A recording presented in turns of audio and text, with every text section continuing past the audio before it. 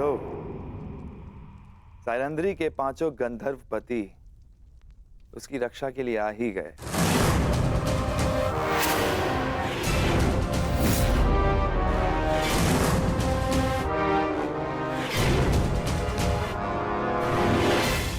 प्रणाम ज्येष्ठ गंधर्व।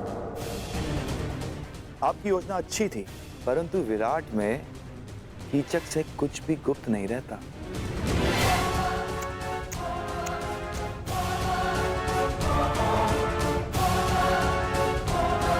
बेचारा दुर्योधन सारे आर्यव्रत में सेना लिए घूम रहा है, तुम लोगों की खोज कर रहा है। उसका आखेट ठीक उसकी नाक के नीचे बैठा। अद्भुत।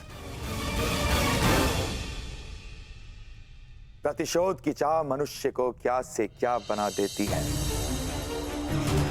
दुर्योधन ने स्वप्न में भी नहीं सोचा होगा कि महान धर्मराज युधिष्ठिर कंक बनकर विराट का मनोरंजन कर रहे होंगे। अद्भुत। और भोजन भक्त महान भी दूसरों के लिए भोजन पका रहा है, झूठे पात्र धो रहा है।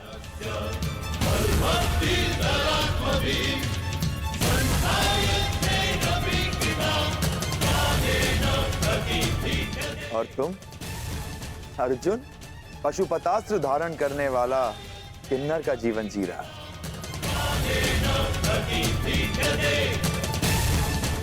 और बेचारे कोमल सुंदर नकुल सहदेव जो सदा सुगंध में नहाए रहते थे, आज अश्वों की लीद और गौवंश का गोबर साफ कर रहे हैं। अद्भुत।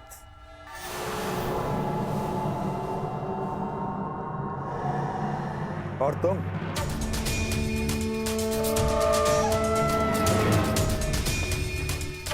पिछले 13 वर्षों से अपने खुले केशों को बांधने की चाह रखने वाली यज्ञसेनी सुदेशना के केश सज्जित कर रही है। अति मनोरंजक।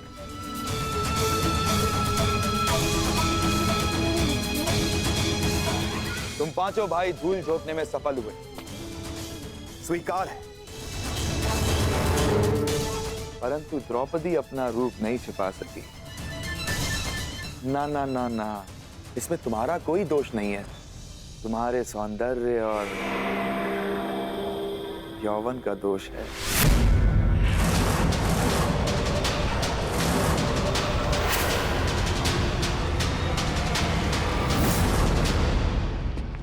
ये तुम्हें हो क्या जाता है कर? क्यों भरी सभा में तुमने कीचक के साथ में विवाद किया? और जो कीचक ने किया उसका क्या है? आपने उस अपमान का विरोध तो नहीं किया युवराज? अरे तुम्हें समझ में क्यों नहीं आता है? जिससे सहयोग की अपेक्षा हो उसका विरोध नहीं किया जाता। जिस वृक्ष से फल खाने हो उसे काटा नहीं जाता। इस समय हमें कीचक के सहयोग की सबसे अधिक आवश्यकता है, इसीलिए मैंने उसका विरोध नहीं किया। करता तो उसका सहयोग खो देता। तुम्हें पहचानने के पश्चात मन करता है कि भूल जाऊं दुर्योधन को, उसकी मित्रता को और उस वचन को कि मैं तुम सबको ढूंढने में उसकी सहायता करूंगा। बस मुझे एक पुकार लगाने की देरी है। मेरे एक शब्द पे पुनः तुम लोगों को 12 वर्षों के वनवास का मार्ग दिखा सकता है।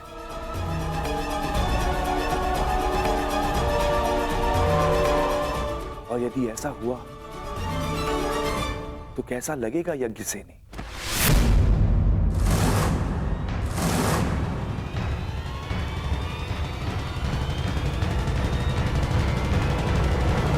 नहीं, मैं ऐसा पाप होने नहीं दे सकता। मैं तुम्हारी केश राशि को सज्जित देखना चाहता हूं, तुम्हारे रूप को आभूषणों सहित देखना चाहता हूं, और इसके लिए मुझे अपने मित्र से द्रोह भी स्वीकार है। परंतु इस भेद को भेद रखने के लिए एक मूल्य चुकाना होगा।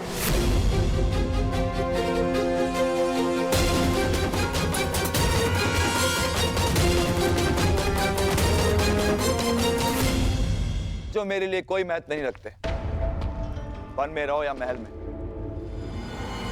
लेकिन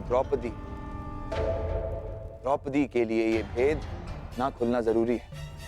इसीलिए मेरे पास एक प्रस्ताव है। सोच समझकर, ध्यान से सुनकर निर्णय लेना। आज रात्रि चंद्र ग्रहण है और इस अंधेरी रात में मैं यज्ञसेनी के रूप के प्रकाश में स्नान करना चाहता हूं।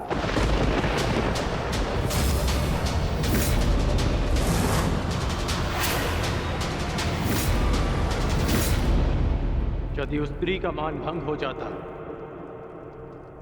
तो हस्तिनापुर फिर से अपना सम्मान खो बैठता है।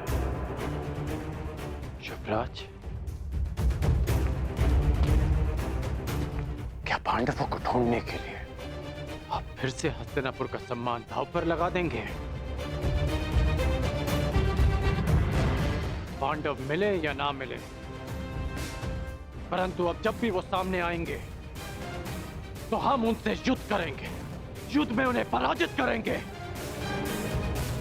और मेरा मानना है कि हमें हस्तिनापुर वापस चले जाना चाहिए।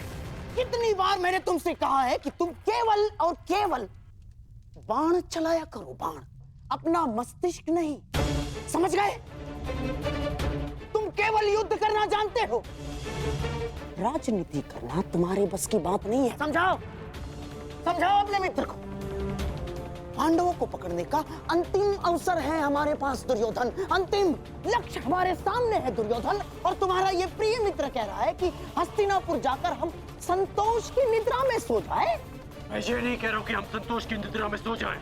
तो मैं ये कह रहा हूं कि हमें हस्तिनापुर शीघ्र ही लौट जाना चाहिए, क्योंकि यहां रहकर हम अपना समय व्यर्थ कर रहे हैं। क्या कहा तुमने? युवराज, सेनापति कीचक ने हमें सहायता का वचन दिया है। यदि पांडव यहां होंगे तो वो अवश्य उन्हें पकड़ लेंगे। हमें हस्तिनापुर वापस चले जाना चाहिए, क्योंकि पांडव यहां नहीं मिले तो हमें संभावित युद्ध के लिए तैयार रहना चाहिए।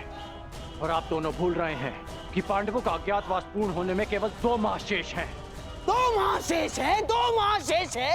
क्या हो जाएगा 2 माह शेष है तो? फिर से युद्ध है? युद्ध युद्ध युद्ध कर्ण, केवल युद्ध।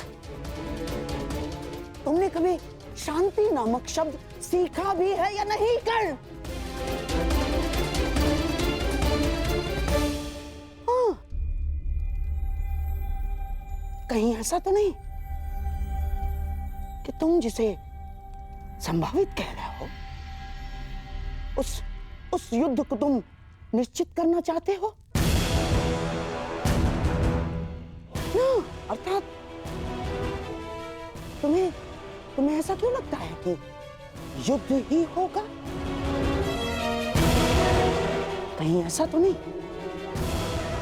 कि तुम चाहते हो कि पांडवों का अज्ञातवास पूर्ण हो जाए?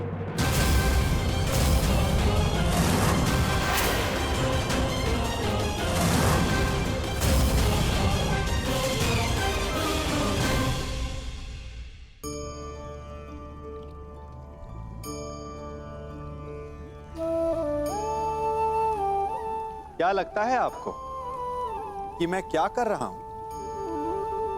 मैं इस जल में अपना प्रतिबिंब देखने का प्रयास कर रहा हूं। अब आप लोगों को लग रहा होगा कि मैं कैसी मूर्खता कर रहा हूं। ऐसे उबलते हुए अशांत जल में कोई अपना प्रतिबिंब कैसे देख सकता है? जिस प्रकार प्रतिबिंब केवल शांत जल में देखा जा सकता है, उबलते हुए जल में नहीं, उसी प्रकार क्रोध में उबलता मनुष्य ना कुछ देख पाता है, ना कुछ सुन पाता है। वो ना ही अपने कर्मों के परिणाम को देख पाता है और ना ही अपने आत्मा, अपने मन की पुकार को सुन पाता है। क्रोध भी इसी उबलते हुए जल के समान होता है और वो किसी और को जलाने की क्षमता भी रखता है, परंतु वो भी स्वयं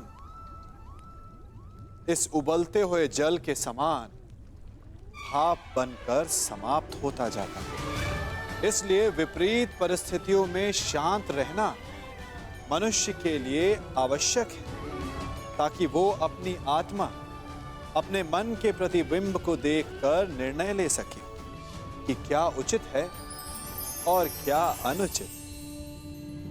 कहीं ऐसा तो नहीं कि तुम चाहते हो कि पांडवों का अज्ञातवास पूर्ण हो जाए?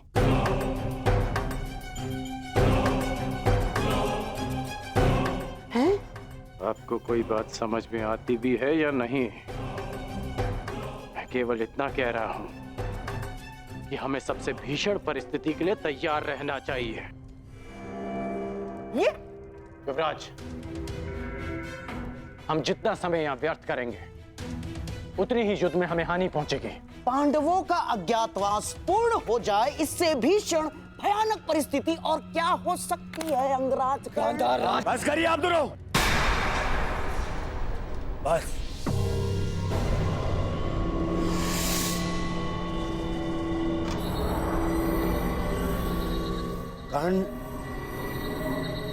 कर्ण ठीक कह रहा है।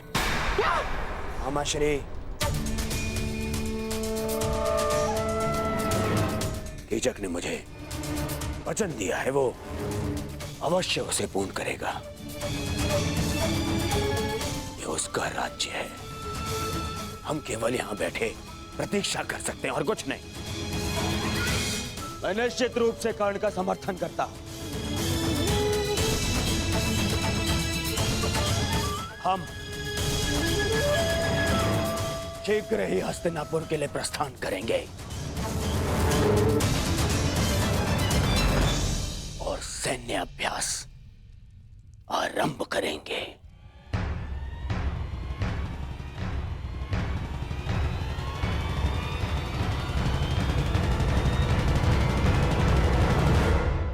आज रात्रि चंद्र ग्रहण है और इस अंधेरी रात में मैं यज्ञ सेनी के रूप के प्रकाश में स्नान करना चाहता हूं।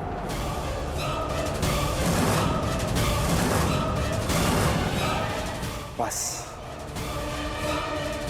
एक रात्रि पांचाली के साथ और तुम्हारा मंतव्य पूर्ण।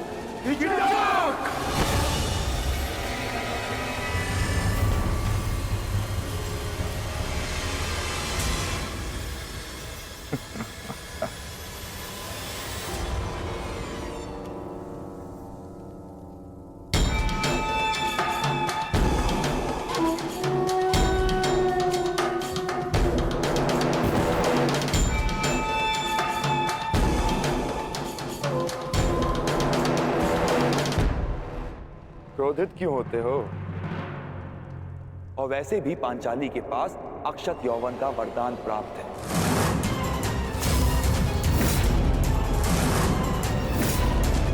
कुछ नहीं बिगड़ेगा उसका। बस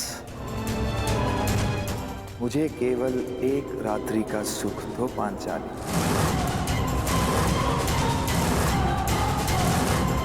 मैं इन सब का भेद रहने दूंगा।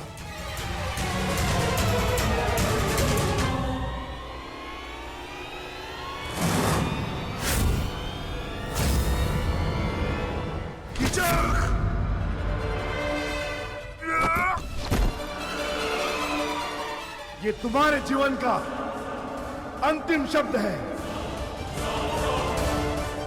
दुर्योधन अधिक दूरी पर नहीं है युधिष्ठिर। अपने अनुज से कहो कि अपने हाथों को अपनी मर्यादा में रखे।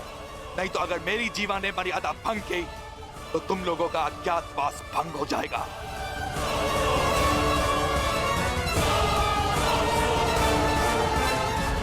नहीं भीम,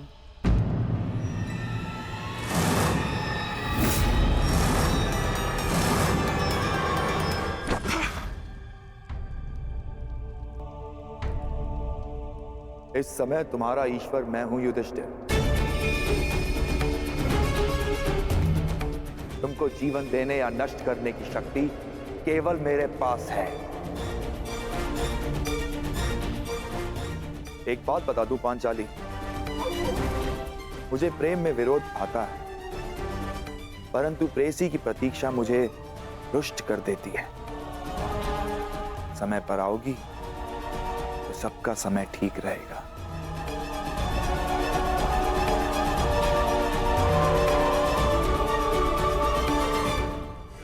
आज्ञा।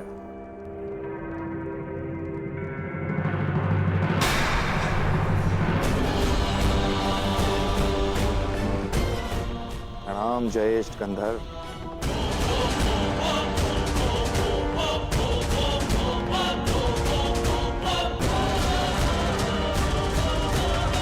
मैं उस कीचक का वध कर दूंगा। शांत अनुज। उसने हमारे मुख पर पांचाली को घृणित प्रस्ताव दिया है और आप कह रहे हैं कि मैं शांत हो जाऊं? क्या इस वनवास ने हम सबको नपुंसक बना दिया है?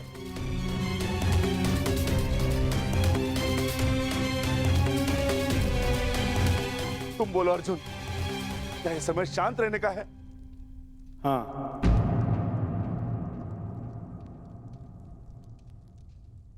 मैं ज्येष्ठ भ्राता श्री से सहमत हूं। हमें शांत रहना होगा, परंतु इसका अर्थ यह नहीं कि कीचक को दंड नहीं मिलेगा। कीचक को दंड अवश्य मिलेगा। आप मारेंगे उसे, परंतु मेरी योजना से। मैं आज रात्रि कुमारी उत्तरा को राग असावरी का अभ्यास कराना है। उस सभा में ज्येष्ठ भ्राता श्री मेरे साथ उपस्थित होंगे और पांचाली कीचक को अपने कक्ष में आने का आमंत्रण देगी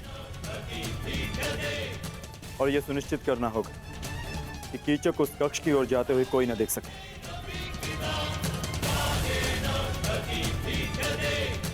कीचक पांचाली के कक्ष में प्रवेश करेगा, परंतु उसे ज्ञात भी नहीं होगा कि वहां पांचाली नहीं, भ्राता भीम उसकी प्रतीक्षा कर रहे होंगे।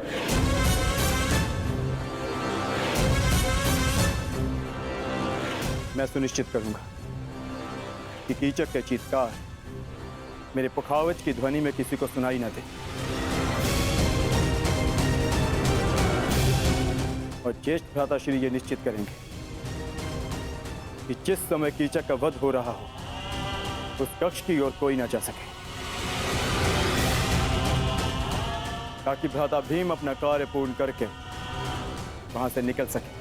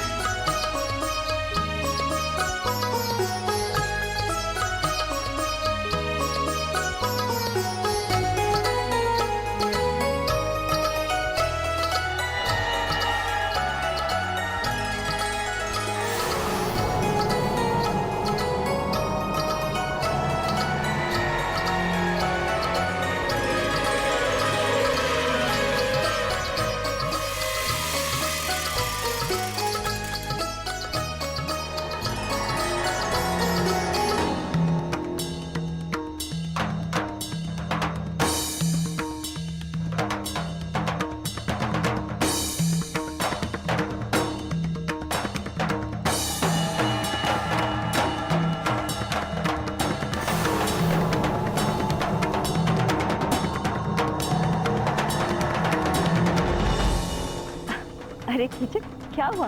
कहाँ खोए हुए हो? ये संगीत संध्या तुम्हारे मनोरंजन के लिए ही आयोजित की गई है। हाँ, उसी का तो आनंद ले रहा हूँ बहना।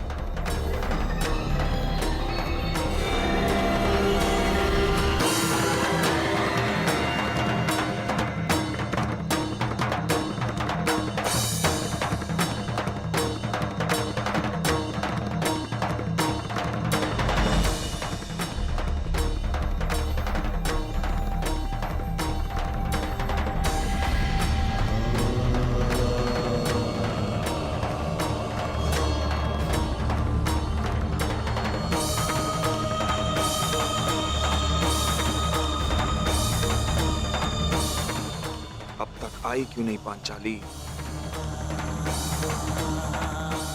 मित्र दुर्योधन के समक्ष पांडवों के अस्तित्व का भेद खोलने का समय आ गया है।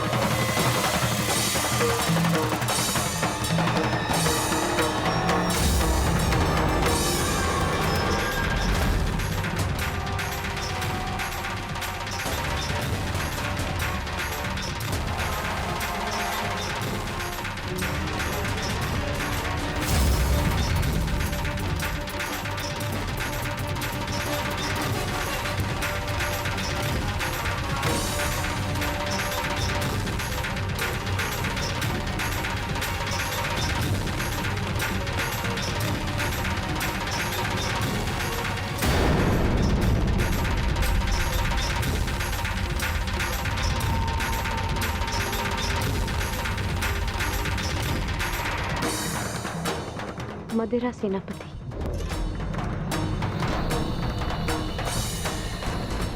मुझे आपका प्रस्ताव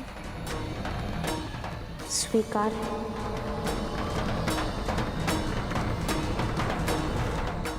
मैं आपके कक्ष में आपकी प्रतीक्षा करूंगी।